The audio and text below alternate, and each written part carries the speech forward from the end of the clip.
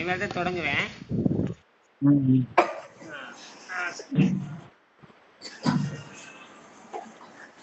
இன்னைக்கு இருங்க.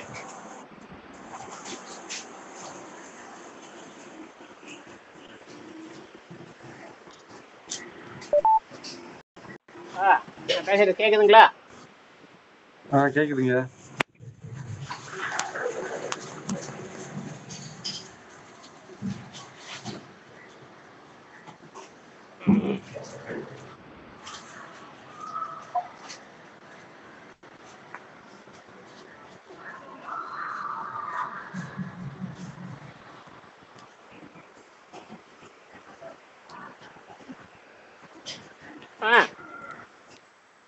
சொல்லுங்க. அதெல்லாம் படிச்சு பார்த்துருப்பீங்க எல்லாமே. எல்லாம் சின்ன சின்ன அந்த ஆய்வறிக்கை தொடர்ந்து படிச்சாதான் நமக்கு ஏதாவது கொஞ்சம் வேலை செய்ய மூளை. சும்மாவே இருக்க முடியாது. ஆமா, நேத்து இந்த ஸ்வீடன் இது அந்த இதுவும் பார்த்தேன். கட்டுல இயல்லாம் எல்லாம் பேசுனது பார்த்தேன். அதான் அவரு டிப்ஸ் ஏதோ சொல்லியிருந்தாரு. அந்த இதெல்லாம் நல்லதுதான். அப்படிலாம் பேசினா தான் ஏதாவது ஒண்ணு கிடைக்கும். இல்லை நம்ம எதுவுமே சும்மாவே நம்மளே பேசிட்டு இருந்தா நடக்காது. நம்ம என்ன நான் அதுக்கப்புறம் அதை எடுத்து போடுறது மறுபடியும் பண்ணி அது சுருக்கமா அப்புறம் அது இதுல தொழில்நுட்பத்துல செயற்கை நுண்ணறிவுல கொடுத்து அப்புறம் சுருக்கமா போடுறது அதெல்லாம் நம்ம படிச்சோம்னா கொஞ்சம் நமக்கு தகவல் கொஞ்சம் உருப்படியா இருக்கும். அது சுருக்கி கொடுக்குது, தேவையானதை கூட்டி கொடுக்குது. ஏற்கனவே பேசிய வச்ச தகவல் இருந்து அதுல இருந்து எடுத்து நமக்கு சுருக்கி இதெல்லாம் கொடுக்கும் பொழுது கொஞ்சம் நம்ம வந்து நினைவு வச்சுட்டே இருக்க முடியும்.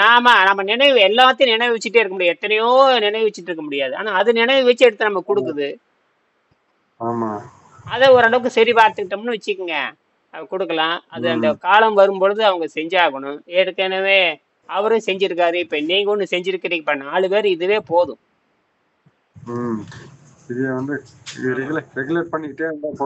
ஆமா, இது போதும். வெறும் இன்னொரு கூட இருக்கு.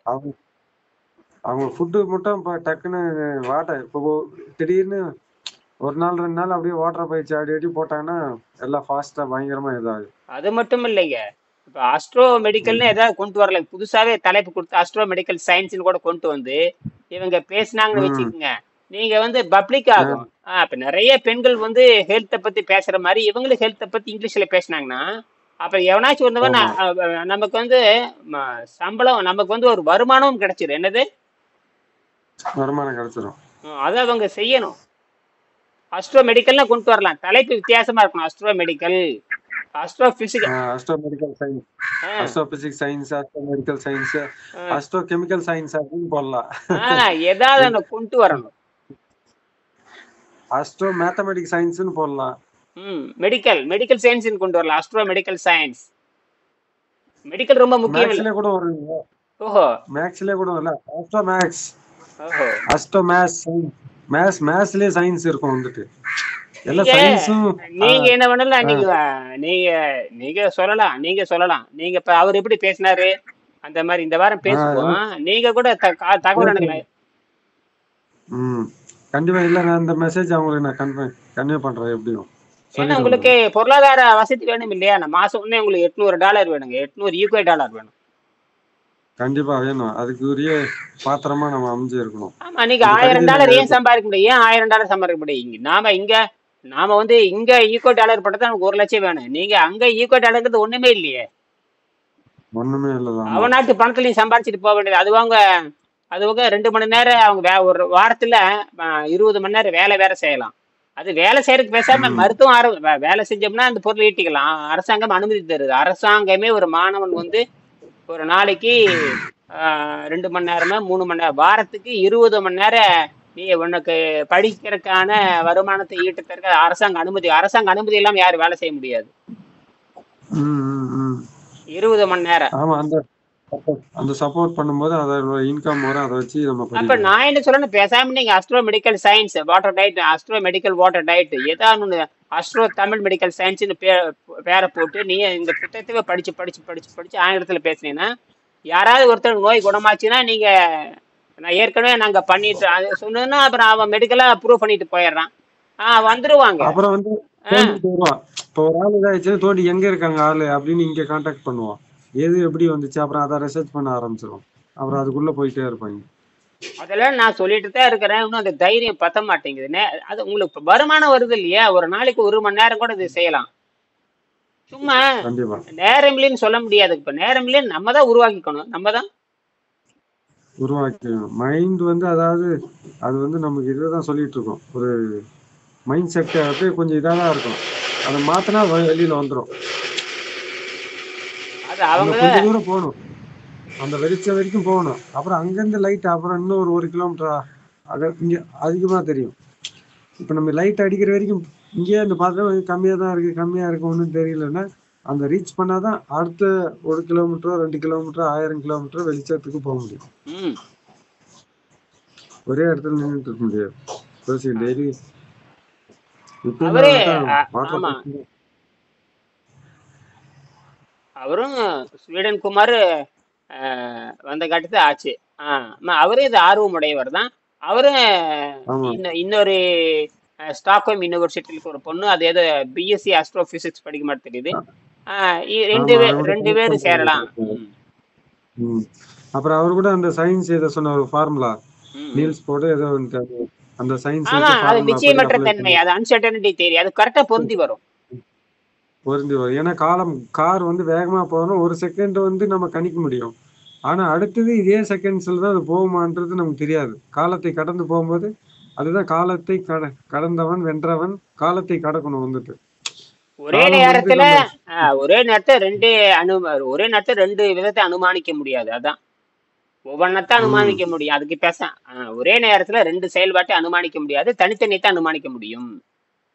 அனுமானிக்க முடியும். இதான் இது நிச்சயமற்ற தன்மை, இன்ஸ்டேபிலிட்டி, நிச்சயமற்ற தன்மைன்னு அர்த்தம். அதுதான் நமக்கு ராமானுஜம் 11th ஸ்டேட் ஆஃப் 11 பரிமாணம் வந்து கடந்து போயிருக்காருன்னு சொல்லிட்டு இதுல சொல்லிக்க ராமானுஜம். பயன்பாட்டுக்கு வரணுங்க, அதெல்லாம் ரைட்டுங்க. யூஸ் என்ன?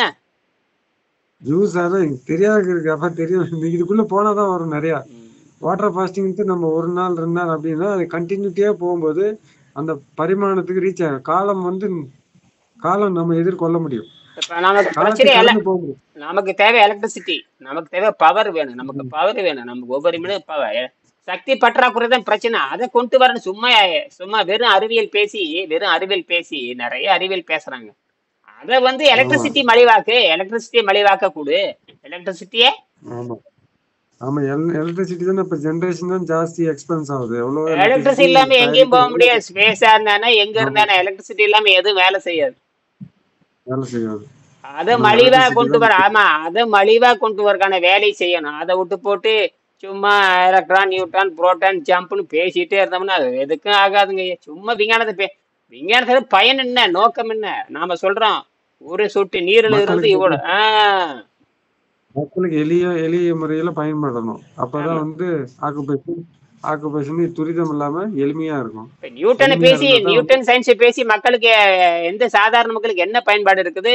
ஐன்ஸ்டீனோட அறிவியல் என்ன பயன்பாடு? சும்மா பாடு உழைச்சிட்டு தான் இருக்கான். மலிவா எதுவுமே இல்லையே. வேற ஒருத்தன் சம்பாதிச்சுட்டு போயிட்டு இருக்கான். நான் படிச்சுட்டு இருக்கேன், வேற ஒருத்தன் சம்பாதிச்சுட்டு போயிட்டு இருக்கான். நம்ம நோக்கம் அப்படி இருக்கணும். அதனால வந்து நான் என்ன சொல்றேன்னா, திருப்பி நான் வந்து இந்த யாரையும் புகழ்ந்து பேச நம்ம வேலையே கிடையாது.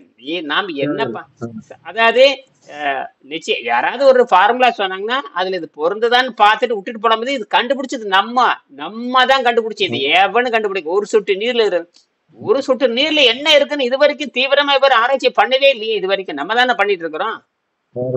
ஆமா, இது வரைக்கும் யாரும் சொல்லல. ஒரு சொட்டு நீரு இப்ப பாருங்க, எனக்கு 8வது நாள் ஆச்சு, எரிஞ்சிட்டே இருக்கு. 8வது நாள் எரிந்து கொண்டு இருக்கிறது.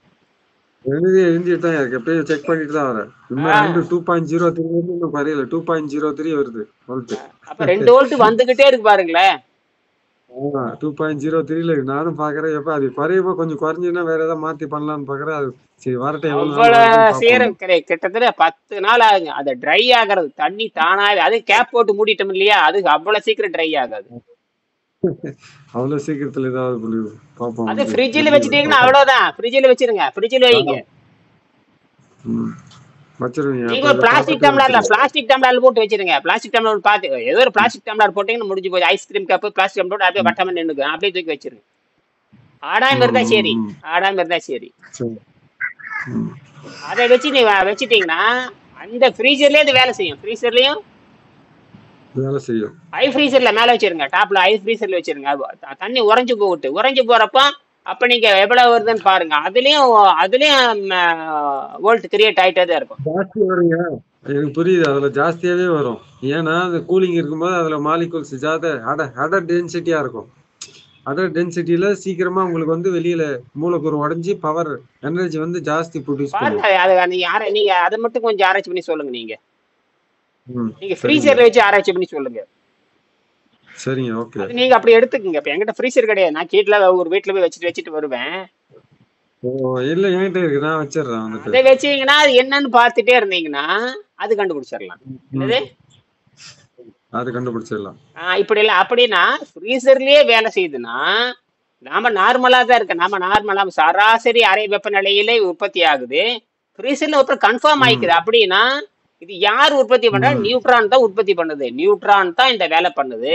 ஏன்னா வாட்டர் மாலிகுல நியூட்ரானுடைய ஆதிக்கம் இருக்கிறது. அது நியூட்ரான்ங்கிறது என்னதுன்னா அந்த இது கனநீருடைய ஆதிக்கம், கனநீருடைய மாலிகுல், கனநீர். இந்த ஹெவி வாட்டர் தான் ஹெவி வாட்டருக்கு வந்து நியூட்ரான். எனக்கு கூட இப்ப நான் அந்த ரிஷிகேஷ் அப்ப நான் அந்த வட இந்தியாவில ஒர்க் பண்ணியிருக்கேன். அப்போ ஒருத்தர் என்கிட்ட சொன்னாரு, அதுல கைய வைக்காதப்பா, heavy water is the heavy water. அவர் இந்திக்காரு. Heavy water, this is heavy water அப்படின்னாரு.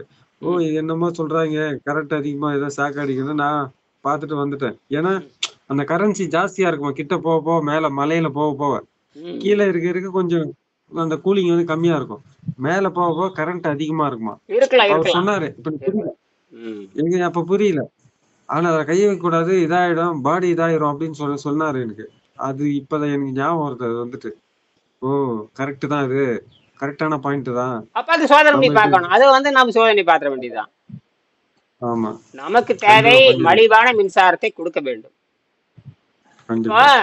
வோல்ட் கண்டுபிடிச்சாச்சு. இப்ப நம்ம வோல்ட் வந்து நம்ம கண்டுபிடிச்சாச்சு. வோல்ட் நிரந்தரமா கிடைக்குதுன்னு தெரிஞ்சு போச்சு. இதை வந்து அடுத்தது வாட்ஸா மாத்தணும். நம்ம குறைஞ்சபட்சம் இப்ப நம்ம ஒரு எல்இடி எரி வச்சுட்டோம். நாம என்ன பண்ணோம்னா 5 வாட்ஸ் பல்ப் எரி வைக்கிறது நம்ம இலக்கு. 5 வாட்ஸ் பல்ப் அதுதான் இலக்கு. நம்ம விளையாட்டு கிடையாது. இது எல்இடி கண்டுபிடிச்சாச்சு. எல்இடி எரியுது. இத வந்து இதுல வெறும் வோல்ட் தான் இருக்கு, ஆம்பியர் கிடையாது. Low ampere, minimum volt, low ampere. அது புரிஞ்சிருச்சு. இத வந்து ஒரு யூனிவர்சிட்டி லெவல்ல இந்த கான்செப்ட் புரிய வச்சு யூனிவர்சிட்டி லெவல்ல லேப்ல செய்யணும். அந்த 9 வாட்ஸ் பல்ப் இருக்குல்ல, அதை எடுத்து அந்த ஒரு பிளக் டாப் மாதிரி பண்ணிட்டு ஒரு வயரை கம்பி பிளக் டாப் அமைச்சிட்டு எடுத்து இதுல கனெக்ட் பண்ணிடு. இது நம்பர் ஆஃப் டியூப் அமைச்சிட்டு எந்த டியூப்ல வந்து அது எரியுதோன்ட்டு நம்ம அதை கால்குலேட் பண்ணி இதுல வரவே வராது. 9 வாட்ஸ் வராதுங்க. 9 வாட்ஸ் எவ்வளவு உங்களுக்கு இப்போ? அது பாத்தீங்கன்னா 5 வோல்ட் 1 ஆம்பியர் வேணும். 5 வோல்ட் 1 ஆம்பியர் வேணும். 5 வோல்ட் 1 ஆம்பியர் வேணும். ஆம்பியரே கிடையாது. இங்க ஆம்பியரே இல்லையே. இல்ல ஆம்பியரே கிடையாது உங்களுக்கு. இல்ல ஆம்பியர் பாத்தீங்கன்னா 2 மில்லி ஆம்ப் தான் வருது. என்னது 2 milli amp, 3 milli amp, 1000 milli amp வேணும். எத்தனை? 1000 மில்லி ஆம்ப் எங்க வருது? 1000 வோல்ட், 1000 1 வோல்ட்டே வராது. ஒரு டியூப்ல 1 வோல்ட்டே வராது. 10 கூட்டினா 6 வோல்ட் 7 வோல்ட் வரும். 10 கூட்டினா 6 வோல்ட். இது சடனா வந்து சடனா குறைஞ்சிரும். சடனா 6 வோல்ட் போய் சடனா குறைஞ்சிரும். நமக்கு வந்து ஆம்பியர் வேணும். இல்ல ஆம்பியருக்கு என்ன பண்ண போறீங்க? அது தொழில்நுட்பம். அதை யாரு கண்டுபிடிக்கிறது? ஆம்பியர் வந்து ஆம்பியர்னா முடுக்கணும் தானே. மின்னோட்டம், கரண்ட் வந்து அதிகமான போட்டான்ஸ் ரிலீஸ் ஆகணும். அதிகமான மின்னோட்டம் அதிகமா இருக்கணும். மின்னோட்டம் இது அழுத்தம் தான் இருக்குது, மின்னோட்டம் இல்ல. இது அழுத்தம், கரண்ட் வோல்ட் தான் இருக்கு, மின் அழுத்தம் இருக்குது. மின்னோட்டம் பவர், அந்த மின்னோட்டம் இல்லை. அது இல்லை, மின்னோட்டம் இல்லை. மின்னோட்டம் ஜாஸ்தி பவர் அதுல வந்து அதிகமா ப்ரொடியூஸ் ஆகணும். ப்ரொடியூஸ் ஆகிறதுக்கு என்னன்னு பார்க்கணும். அது கூட அப்ப ஏதாவது ஒரு இதை மாலிகுல ஏதோ ஒரு மெட்டல் ஆட் பண்ணா அந்த மின்னோட்டம் அதை ஆவறதுக்கு கண்டுபிடிங்க சான்ஸ் அதிகமா அதை இருக்கும். கண்டுபிடிக்கணும், அது கண்டுபிடிங்க, அதுதானே ஏதோ வேலை. ஏதோ ஏதோ ஒரு மெட்டல் அதுல ஆட் வாட்டர்ல இருந்தாலோ இது பண்ணாலோ ஏதோ ம் வந்து ஆ. அந்த இது சேரும் போது அந்த மின்னோட்டம் ஜாஸ்தி ஆகிறதுக்கு இது இருக்கு. அதை நம்ம யோசிச்சு அதை அப்பதான் இது பண்ணுவோம். அப்பதான் 5 வாட்ஸ் பல்ப் எரியும். 5 வாட்ஸ் பல்ப் எரியணும்னா 5 வோல்ட் 1 ஆம்பியர் வேணும். 5 வோல்ட் வருது, ஆனா ஆம்பியர் வர மாட்டேங்குது நமக்கு. 1000 ஆம்பியர் வரதுக்கு வழி 1000 பண்ணணும். மில்லி ஆம்ப் வரணும். ம் 1000 தான், 1000 எல்லாம் நடக்காது. அப்பதான் வீடு வெளிச்சமா இருக்கும். 5 வாட்ஸ் பல்ப் போதுமே. 5 வாட்ஸ் பல்ப் போது. 5 வாட்ஸ் பல்ப் என்ன தெரியுமா அர்த்தம்? 5 வோல்ட் 1 ஆம்பியர் அர்த்தம். அதான் 5 ampere 1 volt. 5 volt 1 ampere. 5 volt. அப்போ வந்து இந்த மாதிரி 5 செட்டப் இது இருக்கணும். அப்போ 5 வோல்ட் உற்பத்தி பண்ணலாம். ஆம்பியர் எப்படி உற்பத்தி பண்ணுவீங்க? எவனாலே முடியாது. இதுல முடியவே முடியாது, எவனாலும் முடியாது. இந்த செட்டப்ல முடியாது. இதுக்கு வேற தொழில், நீங்க சொல்ற மாதிரி வேற தொழில்நுட்பத்தை பயன்படுத்த. நான் தான் சொல்றேன், வேற தொழில்நுட்பத்தை கண்டுபிடி, அதான் உன்ற வேலை. அதுக்கு முன்னாண்ட இந்த எலக்ட்ரான் நியூட்ரான் புரோட்டானுடைய செயல்பாட்டை நீ புரிந்து கொள்ளலாம். முதல்ல எலக்ட்ரான் நியூட்ரான் புரோட்டானுடைய செயல்பாடு, நியூட்ரானுடைய செயல்பாடு தான் நீ புரிஞ்சுக்கணும் முதல்ல. எப்படி ரிவர்ஸ் ஜம்ப் ஆகுது பாருங்களேன். நீங்க கழட்டி வச்சு பாருங்க. கழட்டி வச்சது உடனே 6 வோல்ட்டுக்கு போகுது, திருப்பி வந்து 2 வோல்ட்டுக்கு வருது, திருப்பி 6 வோல்ட்டுக்கு போகுது, திருப்பி 2. இது யாரு ரிவர்ஸ்ல கொண்டு போறாங்க, யாரு ஃபார்வர்ட்ல கொண்டு வர்றாங்க? அப்ப நியூட்ரானுடைய வேலை என்ன? இது வரைக்கும் நியூட்ரானை பத்தி யாரும் பேசல. நியூட்ரானுடைய செயல்பாடு யாரையும் புரிந்து கடினம். நியூட்ரான செயல் இது வரைக்கும் யாரும் சொல்ல. நான் தான் நியூட்ரானை பத்தி நான் சொல்றேன். ஆமா, இப்ப துண்டிச்சுட்டா என்ன பண்ணணும்னா, ஆல்ரெடி வாட்டர் ஏற்கனவே இருந்த ஸ்டேட்ல இருந்து மறுபடியும் ரிவர்ஸ் ஆகுது. யார் பண்றாங்க? ரிவர்ஸ் ஆகுது. யார் பண்றாங்க? ஆட்டோமேட்டிக்கா ரிவர்ஸ் ஆகுது வந்துட்டு. அது அடிப்படை 3 கூறு தான். அடிப்படை 3 கூறு தானே. 3 கூறு தான் இருக்குன்னு நம்ம படிக்கிறோம். 3 அடிப்படை தொகுதி தான் இருக்கு. அதுதான். இப்ப வாட்டர் வந்துட்டு இப்போ ஒரு கரன்சில வந்து இப்ப அது லைட் எரிஞ்சிட்டு இருந்தா வாட்டரை வந்து மாலிகுல் உடைஞ்சு சுருக்கிக்கிட்டு போயிட்டு இருக்கு. வெகுவா புடிச்சு இழுக்கிறப்போ மறுபடியும் அது வந்து அந்த கனெக்டிவிட்டி அந்த யாரு செய்யறாங்க? அது உள்ள என்ன இருக்கு? தண்ணிக்குள்ள ஒண்ணு இல்ல. தண்ணிக்குள்ள என்ன இருக்கு? Electron neutron proton. அதுதானே. இது எப்படி? அது ஹைட்ரஜன் வேற. ஹைட்ரஜன் நியூட்ரானே கிடையாது. அந்த D2 இருக்குங்கிறது நடக்குது. இதை யாரு செய்யறாங்கன்னு அறிவிட்டு சொல்லு. அதுதான் நான் சொல்றேன்ல. யாரு செய்யறாங்க? அதைய யாரு கொடுக்குறாங்க? யார் செய்யறாங்க? நீங்க எந்த கம்பி வச்சாலும் எரியுங்க. நீங்க வந்து இல்ல அலுமினி கம்பி இல்ல, நீங்க சாதாரண செம்பு கம்பி மட்டும் இருந்துட்டு நீங்க சாதாரண காங்கிரீட் கம்பி இருக்குல்லையே, அதை வச்சாலே வேலை செய்யுது. மானங்கட்ட பொழப்பு. அலுமினி கம்பியே வேண்டாம். என்னது அலுமினி கம்பியே வேண்டாம். அது இதுவே வேற எரியும். அதுக்குரியது. அதாவது அதுக்கு ஒரு கடத்தி இருக்கும்போது அது வேலை செய்யுது. அவ்வளவுதான். நீங்க கட்டு கம்பி இருக்குல்ல, காங்கிரீட் கம்பி இருக்குல்ல, அந்த ஸ்டீல் கம்பி அதுவே வைக்கலாம். துருப்பிடிக்குது பாருங்க, அதை வச்சே காடு அழகா எரியுது. ஆனா செம்பு கம்பி வேணும். செம்பு தான் ஹை. செம்பு வந்து பாசிட்டிவ். செம்பு வந்து பாசிட்டிவ். இது வந்து நெகட்டிவ். பிளஸுக்கு வந்து செம்பு வச்சுக்கணும். நெகட்டிவ்க்கு லோ டென்சிட்டியில் வச்சுக்கணும். Negative low density. ஆமா, அது அலுமினியமா இருக்கலாம், அது சாதாரண அயனா இருக்கலாம், ஜிஐயா இருக்கலாம், இரும்பா இருக்கலாம். இரும்பு வச்சாலும் நாம ஆராய்ச்சிக்கு தானே பயன்படுத்துறோம். நாம என்ன பண்றோம்? ஆராய்ச்சிக்கு தானே. எங்க வெறும் செவரு தான் தெரியுது உங்களுக்கு. இல்ல ஓகே சரி, அதை விட நீங்க பேசி பாருங்க. இந்த கட்டுரையெல்லாம் படிச்சிருங்க.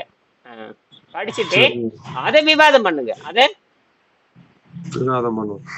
அப்ப நம்ம பேசினது தான் அந்த செயற்கை நுண்ணறிவுல கொடுக்குறேன். நம்ம பேசினதை செயற்கை நுண்ணறிவுல கொடுக்குறேன். அது தொகுத்து நம்ம கொடுக்குது. அதை பாருங்க. மறுபடியும் அதை பத்தி பேசுவோம். சரிங்களா? சரிங்க. நன்றி. வணக்கம்.